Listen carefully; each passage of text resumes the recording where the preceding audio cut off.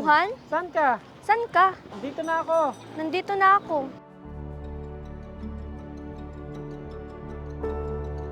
Minsan kasi, kaya may distansya kasi kinakailangan ng sitwasyon. Nataon na sa magkalayong lugar, parehong mag-grow ang dalawang magkarelasyon.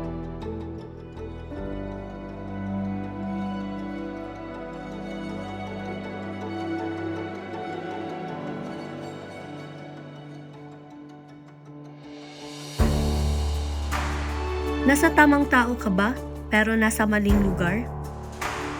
O nasa maling tao, pero nasa tamang lugar?